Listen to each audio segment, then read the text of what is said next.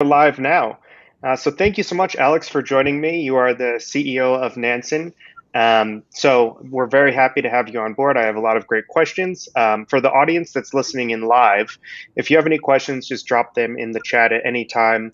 I'll address them at the end or go through them just as we continue the conversation. With that said, Alex, I'd love to hear just a bit about your background. If you can share how you got into the crypto space. Yeah. Yeah, thanks for having me, Justin. Nice to be here. I'm the CEO of Nansen. I'm one of three co-founders. I started working in the crypto in 2017.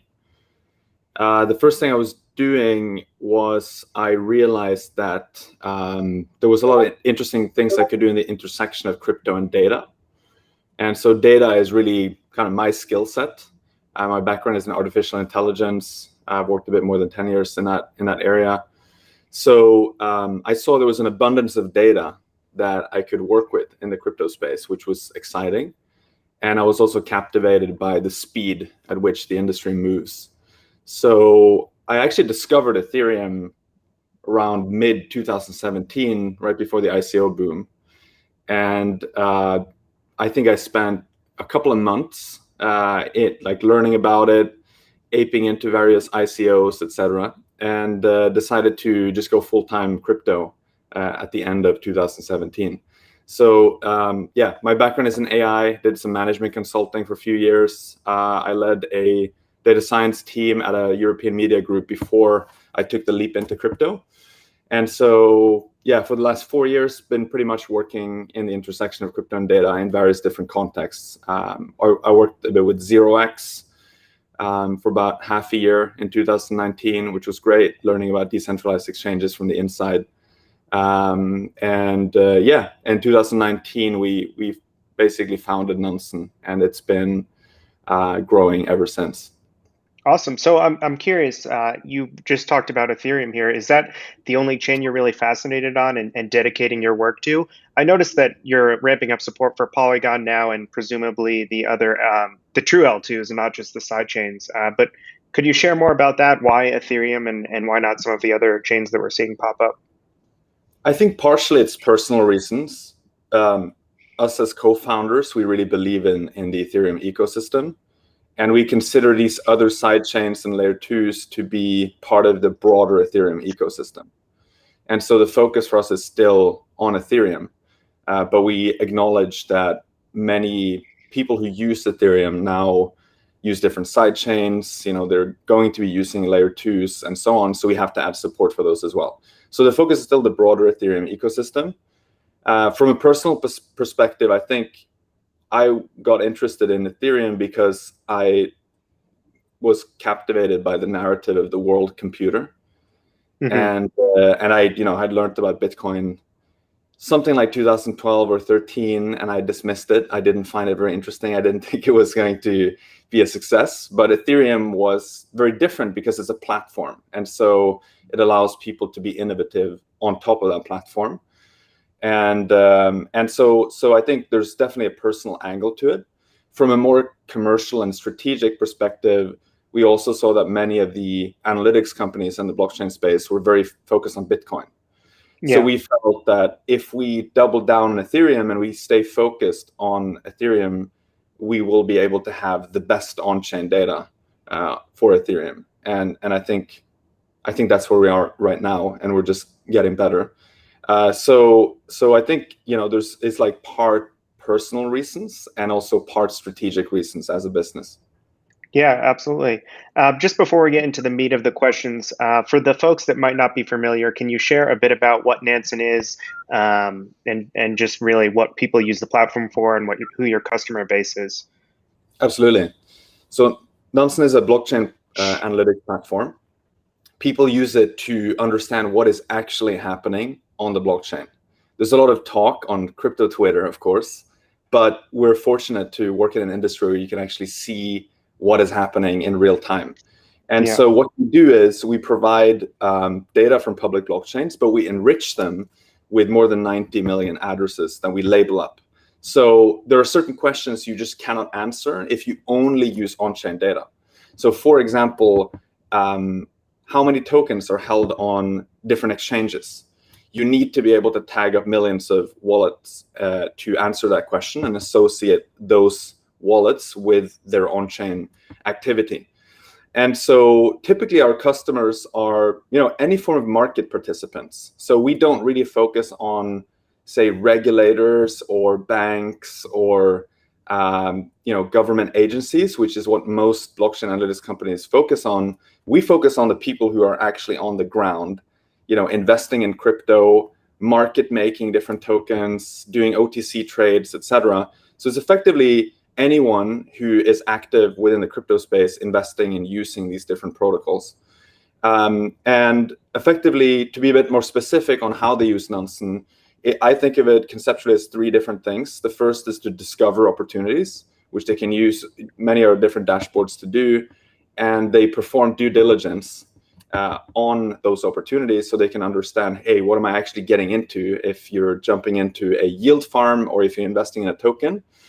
And then you can also defend your portfolio by receiving alerts when certain events happen that you should know about. For example, there's a large transaction of this token that you just invested in. You should probably know about that. So you get notification through Discord, Telegram, or Slack. So that's basically what they use the platform for and how it creates value.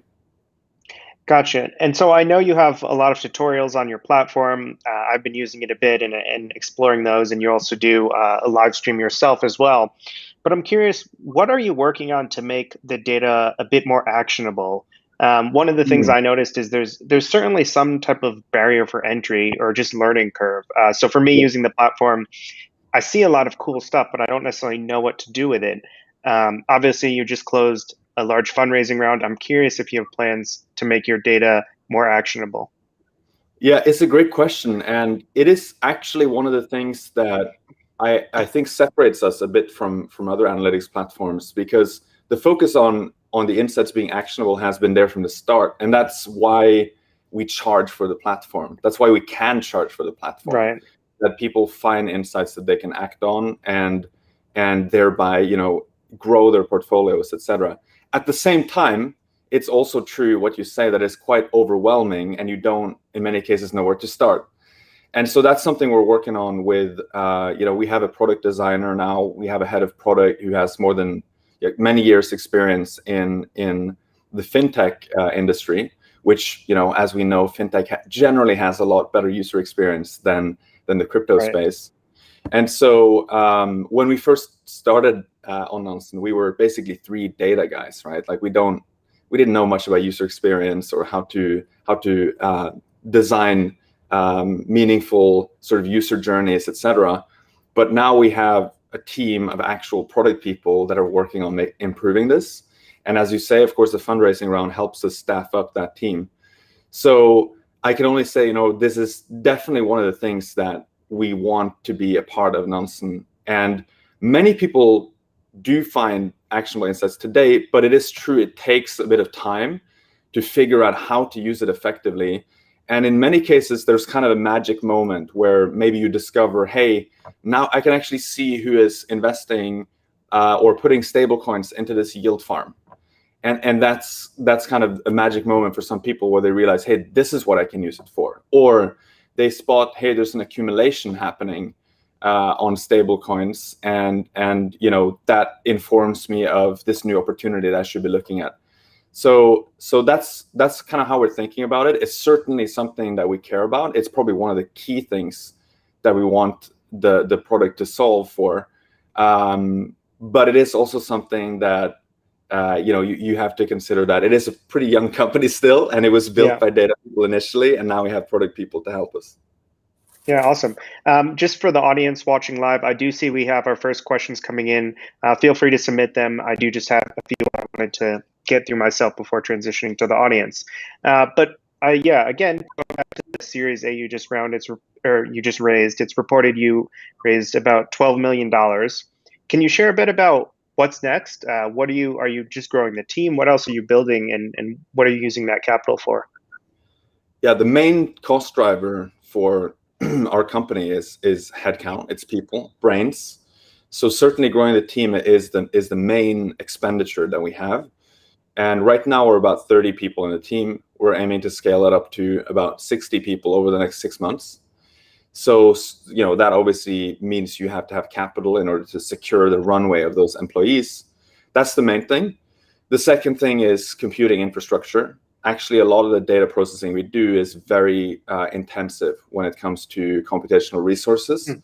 So we want to scale up our infrastructure, and we want to be able to, of course, support other chains and layer twos, as we just discussed earlier.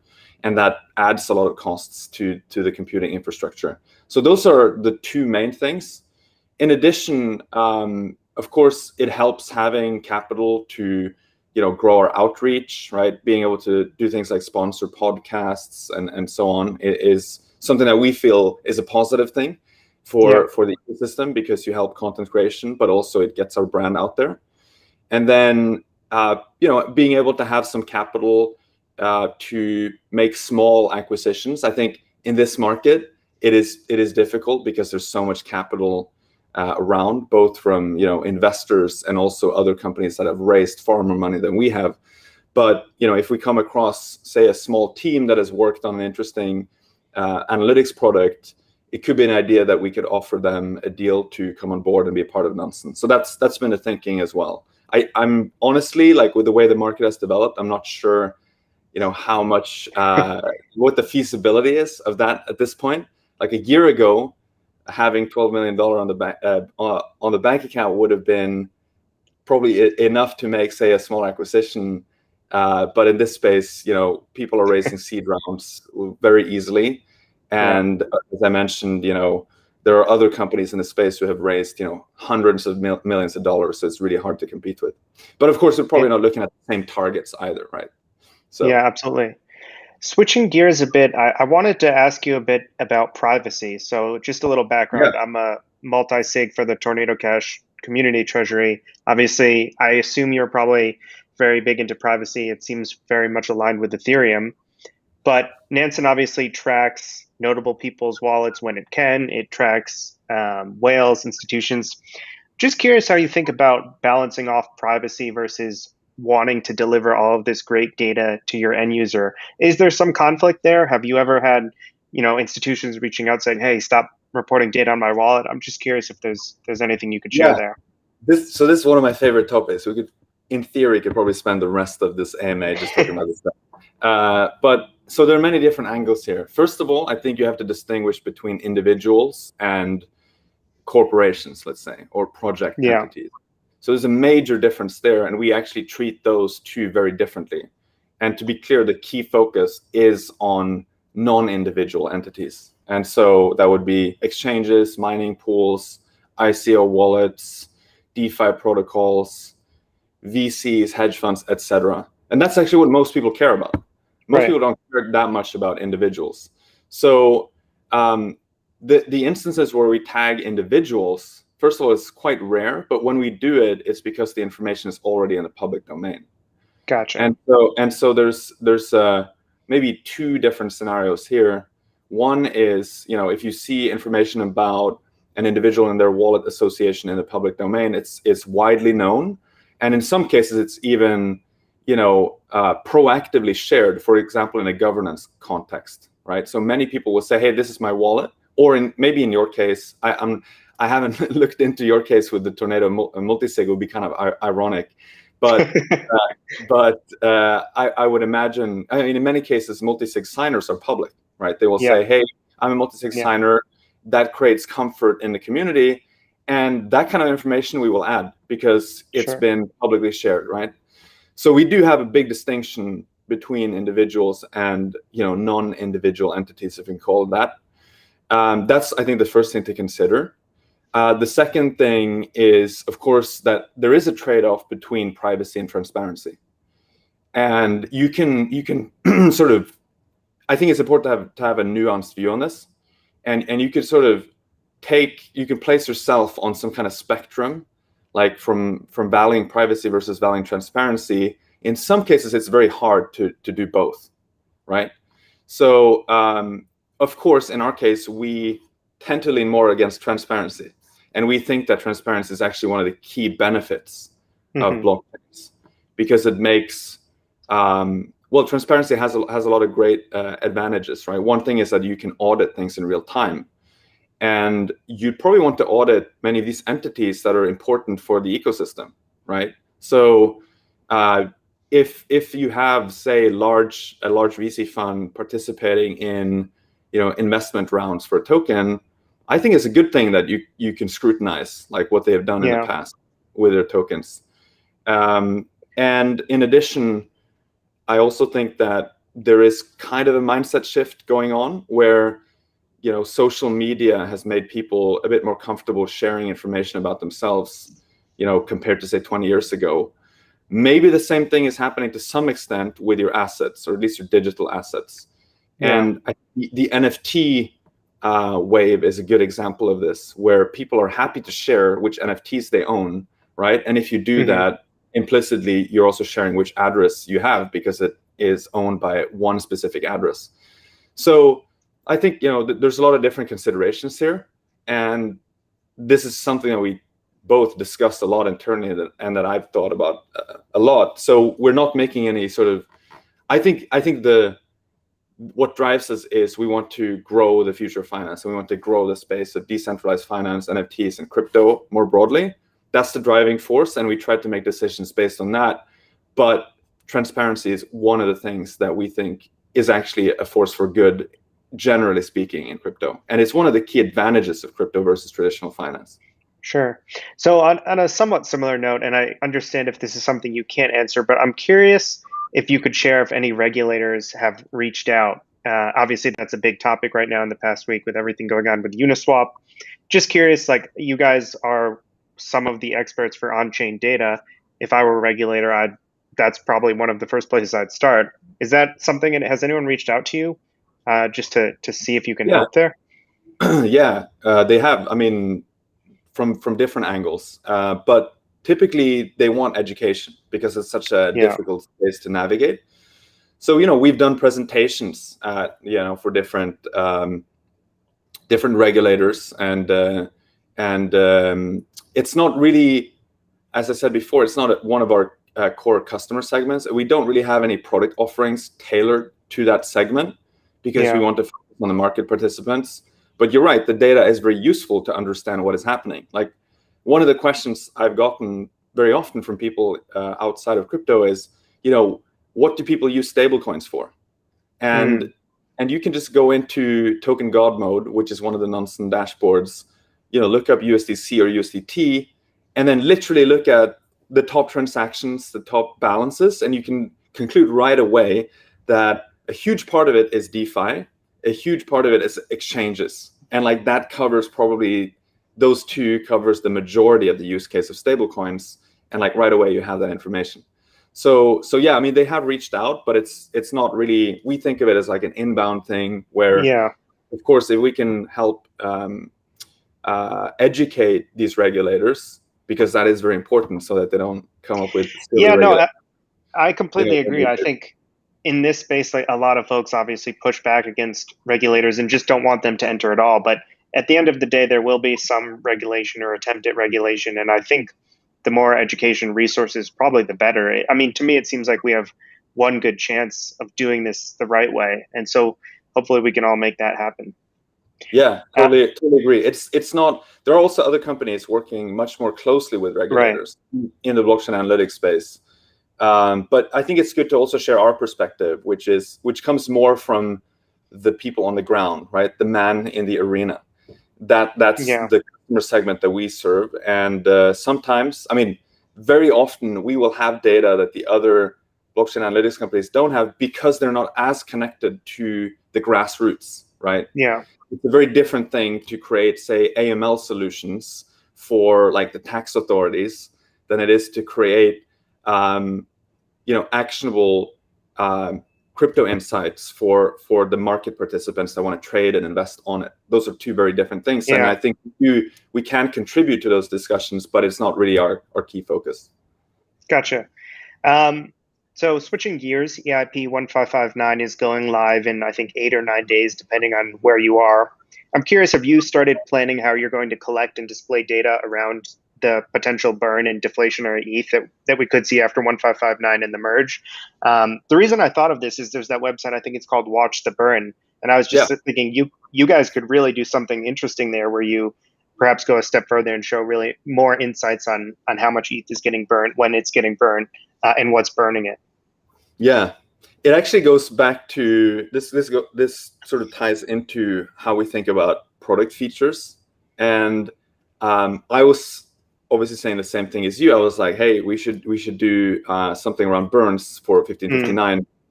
And then when I started doing a bit of research, I found that, hey, there's actually already some really good websites that have been built, like What's the Burn and others.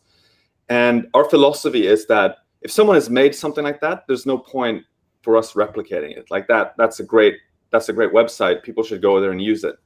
But what are the things that we can do that are unique? Like, what are the things, the perspectives that we can add to that gives people new information? And this is, it's something we have discussed internally. I guess it'll be interesting to see how the different entities on the blockchain are related to burn activity, the way it will happen. And so I think probably what you will see on our end will be more of breakdowns on certain addresses, right, or certain key entities.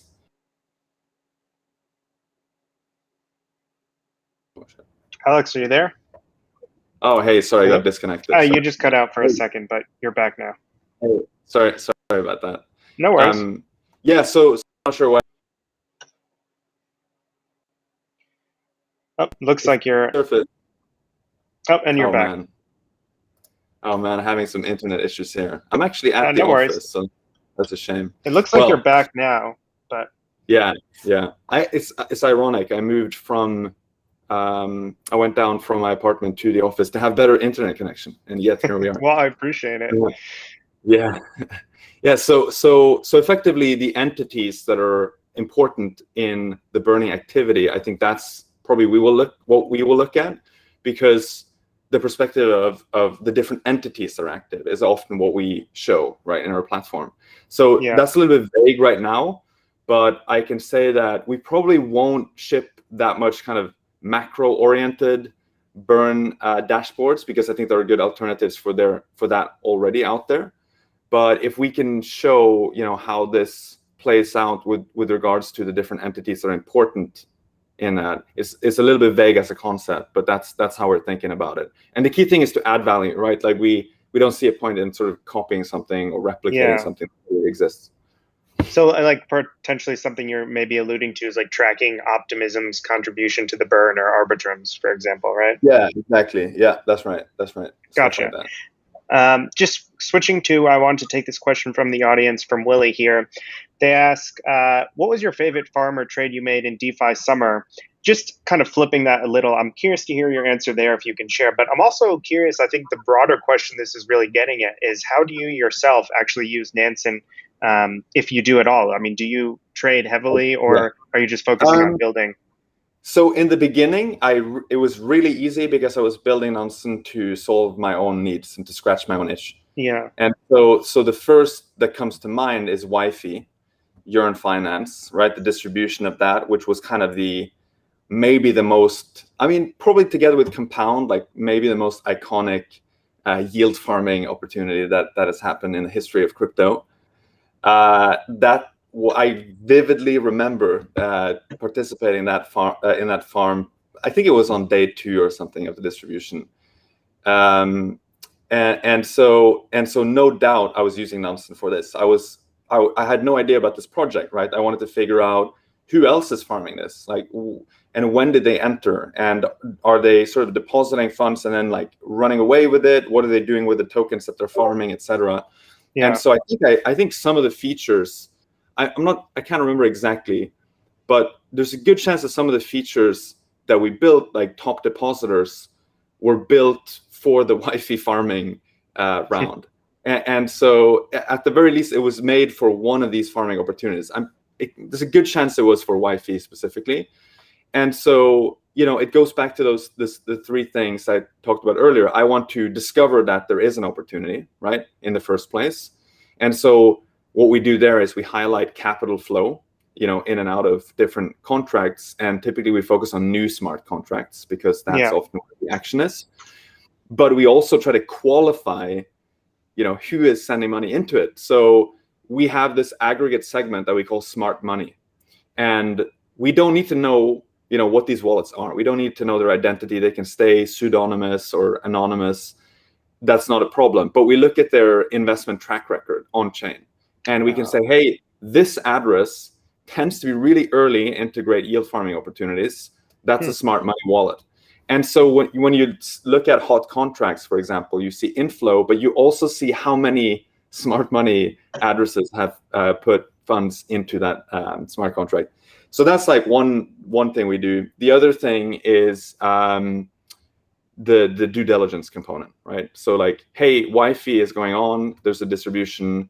Now I can understand who else is putting money into it, but I can also plug Wi-Fi, the token, into token God mode and understand, where's it going? What's the liquidity situation, etc. So I kind of use Nansen like everyone else uses it. These days, I sadly don't have that much time to do it because I'm focused on building the organization. But we do office hours where our head of strategy, Daniel, and I just poke around in Nansen every week. And the weird thing is we don't really prepare much for those sessions. Like we just jump in and we tend to discover stuff. You could probably tell because they're not very well. In some cases, they're kind of messy. But I will actually say for anyone watching that's looking to get started, for me, it was a great resource just to like have a more casual space to learn about the platform. And I believe your links are below in the description. So if you're not familiar with the Nansen YouTube channel or your Twitter, that should be below as well. And I would recommend folks check it out. That's great. Yeah, I appreciate that. Yeah, so I did, one question I got in the Discord community before this video was, have you considered a dashboard specific to yield farming opportunities? One of the interesting things here is we see, like, I'm sure you're familiar with vfat.tools, which focuses more on like the very speculative, almost degen style yield farming opportunities. But in my estimation, aside from like maybe going through Zapper, which is a bit clunky, there's really no great dashboard to say like, here are the 20 most established yield farms for like, say, stable coins or for other assets and the returns they deliver and perhaps who's in it. Have you thought about that at all, or is that not really the direction of the platform? No, I love it. I want this as a product myself. Yeah. So the tricky, so it's a few different things. We tend to go kind of first principles with the data. So we try to get most of our data from the blockchain itself. We don't normally use like APIs that are offered from different, say, the Compound API or the Aave API to track APY and APR and so on. But the thing is, there's no very good standard for like how to calculate yields. And so it's kind of hard to do this at scale. So that is not to say it's impossible. And in fact, you have some great products out there like vfat tools, right? Or I think it was yieldfarming.info or something, which it was a fork of, right? So there are people doing this and calculating the yields, but there's not really like a very scalable way that allows us to surface like all these different yield farming opportunities in one go. We would have to actually dedicate quite a bit of effort to do that properly. And so the question is, should we allocate those resources to it or not? And if we do it, how much of the space do we intend to cover? Are we doing sort of the top 20, as you were saying, like maybe the most established ones? Yeah. Are we doing like really like the long tail where you include, kimchi, swap, or like all sorts of weird stuff? And so the only thing I can say is this is definitely in line with what we want to do, because it's totally, surface the signal, discover opportunities, do due diligence on them, etc. It's totally aligned with it. And maybe it's something that we should prioritize higher, because I definitely want it. And I think it would also be nice if you could plug in your address and it just tells you, hey, you don't have any yields on this asset, but there's actually a farm here that you could look at and you could sort of put your funds into that, right? That would be, I think that would be really useful. But, we don't have that at the moment, but hopefully at some point we will. Yeah, awesome. Taking a question from the audience here, Ben asks, once the infrastructure work and data labeling is done, can you share a bit about what other visualization techniques you'd want to see most, or really what you're building out?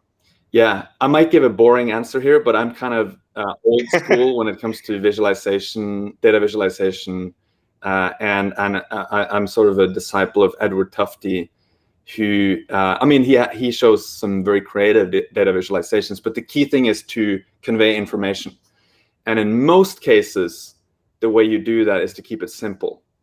So I tend to focus on visualizations that are effective. And it is definitely cool to see, creative use of data and, very advanced sort of graph charts and things like that. But going back to your point earlier, sometimes I feel that that's not very actionable. Mm-hmm. You'd rather have something that is more direct in what it's trying to communicate. And for that, often it's as simple as, line charts, bar charts, scatter plots, or even tables. So that's what we mostly focus on. I do think that maybe there are some things we should be doing around graph visualizations, because they can be quite good communication tools, so that people understand the flow of funds between different entities and wallets. But generally speaking, and this is maybe a boring answer, but I am kind of an old school boomer when it comes to data viz. Gotcha. Another question from Ben here. I'm not sure if you're more familiar with the CCPA than I am, and the GDPR. I'm not too familiar with the regulations there, but how are you planning to comply with those regulations, specifically the right to be forgotten? Again, I'm not too familiar with that, but I'd imagine that's probably more in your wheelhouse. Yeah. So first of all, I'm not a lawyer. I do have a lot of experience with GDPR. Yeah. I have less experience with CCPA personally, so I can't comment too much on that. But having worked with data for 11 years in different organizations, large corporations and so on, GDPR is something that is certainly has been top of mind since it was rolled out. And so we don't really have any problems with GDPR in the sense that we comply fully with it. And the right to be forgotten, I guess it is interesting from a blockchain perspective. First of all, Yeah. if we have individuals that we have labeled through methods like I mentioned earlier, if someone has like opted to share their address in some governance forum, and then we have picked that up and labeled them. If someone comes to us and says, "Hey, I want you to delete that label," of course we will do it.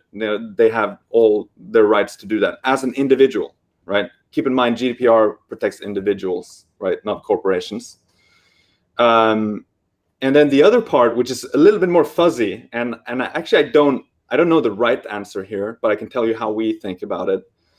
ENS names, which are on chain, and if I put alexsvanevik.eth on an address, that is an immutable action, right?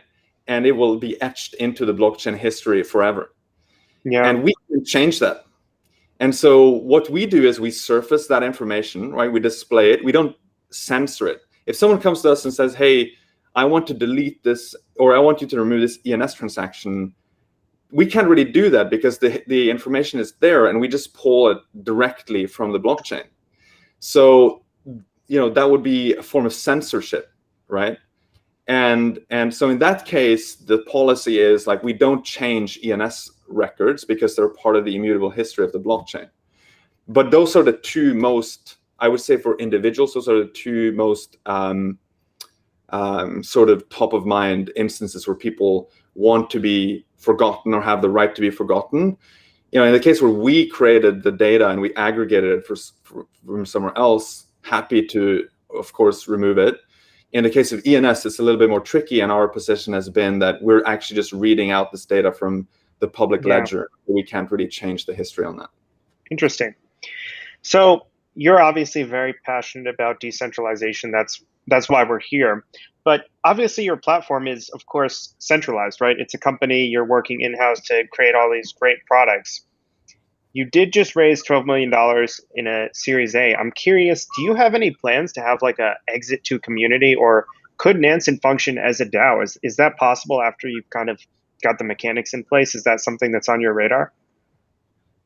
Yeah, I think the best projects have gradually decentralized, and even those projects, like let's say Compound or Uniswap, right? Yeah.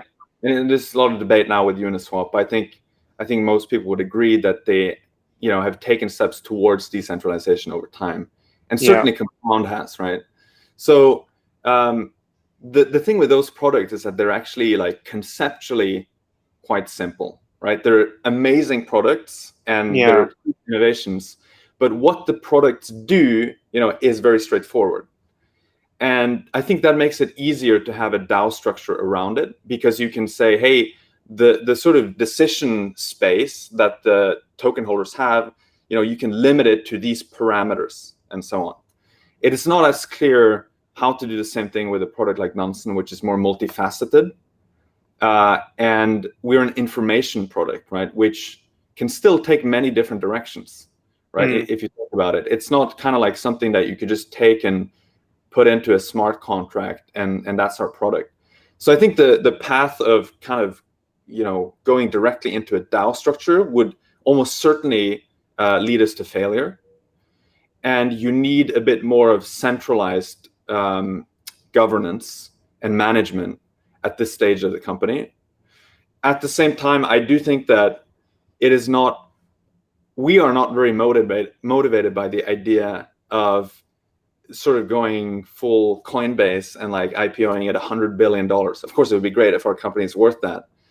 But to me, that's too late to give the public an opportunity to invest in your company. So the question is there something in between, right? And to me, this is still an open question. If we can find a way to, I mean, in like my ideal world, we could just issue a token and the token represents equity in the company, right? But of course, due to regulations, we cannot do that. And so the question becomes like, what can we do which maximizes the chance of success for Nansen as a company, but also gives people the opportunity to own a piece of it and in the longer term make decisions on behalf of the project through governance, etc. And so honestly, what I can say to be concrete is there is no specific roadmap for a token, but we also have not closed the door to it. So we're not saying we're never going to do a token. In fact, I think most of the team is actually pretty eager to do a token. Yeah. And certainly our customers are eager that we do a token. Well, it's more fun. Exactly. It's I mean, that's like our business is like focused on tokens to a large extent, right? Yeah. So I mean, we would love that, but we don't have a good model. So I don't know if this is a bit cheeky, but if anyone has ideas on like how we should tokenize, like I'm extremely open to hearing suggestions on that.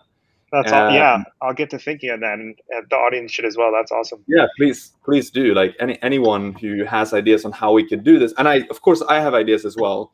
And not sure we have time to go into all the different alternatives, but I think there are ways we could do it. There are also ways we might be able to tokenize like parts of what we do and sort of isolate, like, hey, this thing would actually be better if there was a token. It would, help align incentives, etc. And that part becomes like an open source project, which is initially sort of run by Nansen, but then, eventually gets decentralized through tokenization. That could be another path as well. Gotcha. Awesome. So I'm not sure if you saw Vitalik did a presentation in ETH Paris, and he was basically talking about what else is there on Ethereum aside from DeFi. So obviously you're scaling up your resources and support for NFTs, but have you thought about like getting a jump on the future of what could be built on Ethereum? Like logging in with your ETH address is one thing he mentioned in the talk. Have you thought about how you could incorporate analytics from the other stuff aside from finance, or do you want to keep this, mostly down the decentralized finance path? Yeah, I've not seen the talk, but it's on my list. A few other people have told me I should definitely watch it. I think of Nansen as an analytics company today, but very soon it'll be clear to people that this is not only an analytics company. So there are two other keywords that I would, add to sort of analytical, which is the main focus now. The next one is social, and the next one after there is transactional. So clearly, it would be useful if you could contact a counterparty on Nansen through our platform. That's something that many people want to do, and frankly, we should have a solution for this. If you're an investor and you're looking to make you do a block trade, right? You want to basically buy, I don't know, 0.1% or even 1% of the token supply of some smaller project. Today, like, you have to go through OTC desks, you have to chase up people in Telegram groups, you might have to contact the token team and see if they want to do like treasury diversification, etc. There seems like there should be a better solution for this. And I think that, one way to do that is for Nansen to help out with the sort of matchmaking in some way or another. If that means we introduce messaging on Nansen, that could be one solution. If it's something other than that, or we just help facilitate these introductions, that could be another thing. But certainly the sort of social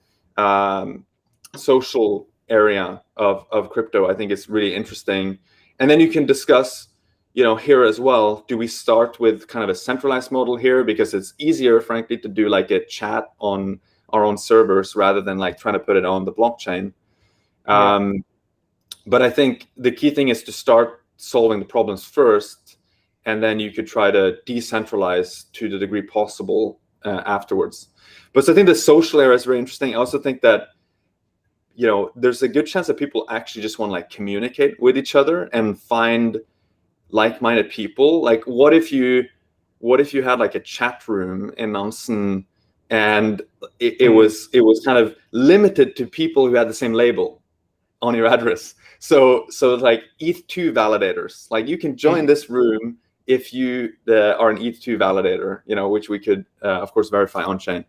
So like those are some kind of interesting areas to explore. And then, as I said earlier, the transactional part is another thing where, if you look at a company like Bloomberg, they can surface information and they can do the matchmaking function I just talked about through instant Bloomberg and messaging, but they can't really facilitate the actual settlement on their platform. The cool thing about DeFi is that you can plug into it and then you can facilitate transactions in our user interface, right, using something like 0x. So that's like another cool thing that I think we're going to lean into. And of course, many other information products are doing similar things where they build in, transactional features into their UI. So those are some of the things we're thinking about.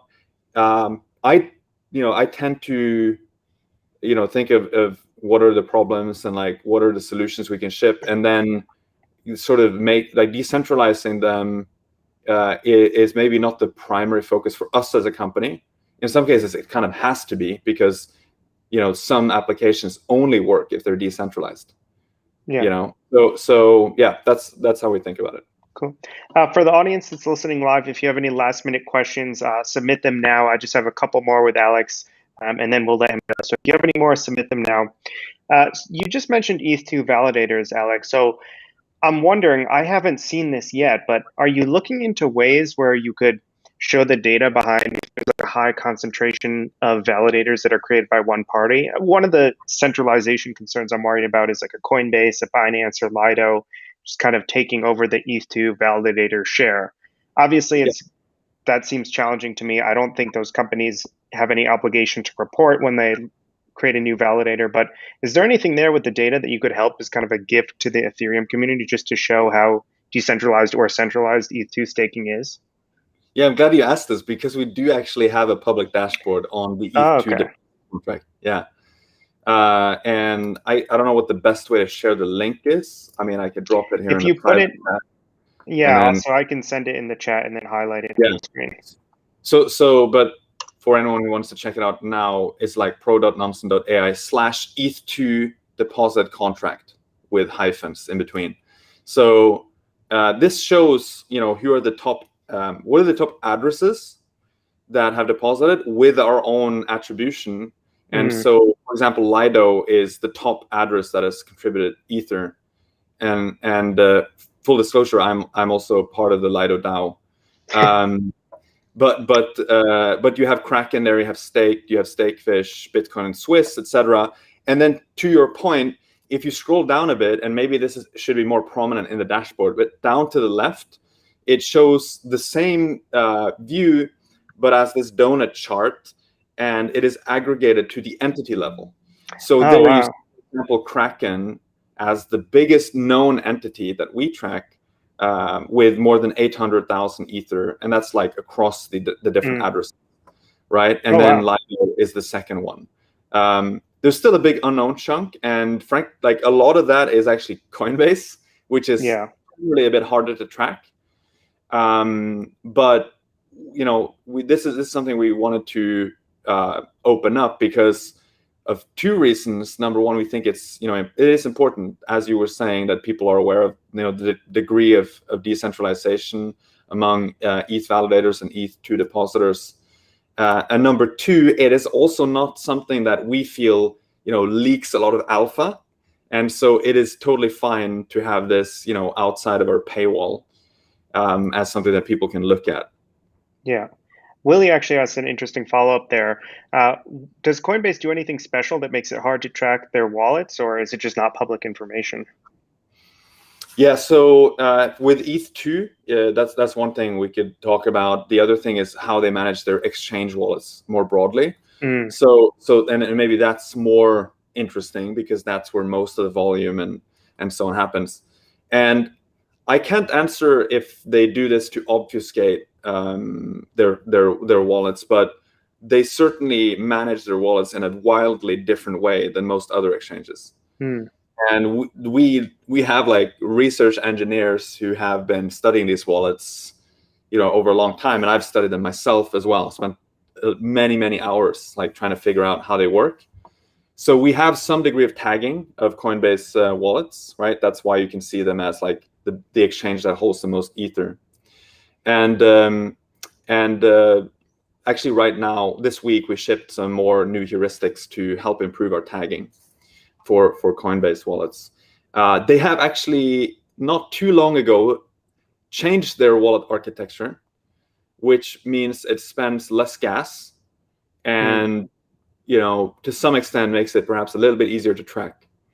But I would I don't want to put a specific number here, but a huge proportion of all Ethereum wallets that have ever existed, many of which are ephemeral, they're only used for one single transaction, a huge proportion of them are Coinbase created. Wow, it's fascinating. So unless more questions come up from the audience, the last thing I wanted to ask you, unrelated to Nansen, but are there any favorite DeFi projects you're tracking now that you're just very fascinated in, or you think are extremely innovative? Anything's caught your eye recently? Good question. I think I've been looking more at NFT projects, to be honest, lately. I want to get a Bored Ape so badly. I was like, it's hard to justify buying it, but are there any NFT projects you think are like under the radar that you'd recommend taking a look at? I mean, Bored Apes was a good example because it came up in the Nansen dashboard. Like I saw that tweet, dashboard. And yeah, I saw there was a guy who DM'd me. He was like, I wanted to thank you for that tweet. It made me like $1 million. It's like, okay. I think I saw you sent, there was some tweet like I saw sent out. That was awesome. Yeah, I missed it myself. Yeah, it's very funny. But I mean, like, frankly, the Bored Apes, I mean, I don't hold any Bored Apes anymore. I stupidly sold all of them way too early. Yeah. Which is ridiculous. And maybe I should just buy one back, like bite the bullet. But that is actually a pretty interesting project because the question is like, will it flip CryptoPunks, right? And if you look at the on-chain metrics, they're pretty close to hitting 5,000 addresses that hold Bored Apes. And there's only 10,000 of them. So that means like they're kind of pushing the limit on how decentralized and how broad their community can be. So I certainly think that isn't a very interesting. Should have had a Bored Ape dashboard intelligence sooner. Yeah, that's true. So that is certainly an interesting project, and I don't own any apes, so I'm not shilling anything here. I also maybe I also posted this on Twitter, but I also bought one of those Damien Hirst pieces, Okay. and I found actually that really uninteresting personally. I don't know why I bought it. I just aped in. Gotcha. But yeah. Anyway, so maybe Bored Apes is a good one. We are considering also opening up our NFT Paradise dashboard, which basically shows like 24-hour market overview. And so right now, if I look at the different collections, it's like art blocks on the Right. Art top. blocks. Yeah. Yeah, in terms of volume, CryptoPunks number 2, another Art Blocks project because they have different smart contracts, and then Bored Apes number 4. And this is like based on traded volume, right? So the sort of the data-driven answer to your question is like maybe those are interesting projects to look at. Cool. I'll have to dive deeper after the call. So actually, this is definitely the last question. Do you have a favorite Ethereum memory that you could share? I just think it's a fun question to end the stream with. Wow, that's a very good question. Just an anecdote while you think on that. For me, I actually got in this space right when a little bit before the lockdowns were happening. I started working in DeFi full time on a project I'm working on called Brink. And so I have not been to a single conference or event, and I'm so jealous. Like I talk to all of these people that have these great memories from conferences and just meeting new people. So definitely excited for my next chance to go to one, but unfortunately I've missed out on that so far. Yeah, same with me actually. I've never been to an Ethereum Really? conference. I actually went to Osaka, Hmm. but I didn't go to the conference. I just like hung out at the sort of after At the conference bar. event. Yeah, at the bar, like pretty much. And so I'd love to create more memories with great Ethereum people. It's hard to come up with one specific memory, but I think in general, I would say that the coolest thing about working in crypto and in the Ethereum ecosystem is that it's actually really easy to make friends with people like online, Yeah. and Yeah. people are very trustful, which is ironic given that it's blockchains are trustless. But so when we were doing our seed round, like I got a lot of help from people that I'd never met in person, but they just kind of they liked what we were doing. They weren't even investors in our company. They could have been, but for whatever reason they weren't, and they still spent a lot of their time helping us find the right partners to work with and things like that. And then so I get a lot of DMs from people, and I really enjoy interacting with people that I've never met, and most people are actually super friendly, which is maybe contrary to this perception of crypto being very like Yeah. cold. It looks like you're cutting out there, Alex. Yeah, I Oh see that man, your I just connection. Hello? yeah. Hey, I'm Well, back in again any now. case, yeah. Well, this is a perfect cue to end the stream. I want to thank you so much, Alex, for joining us.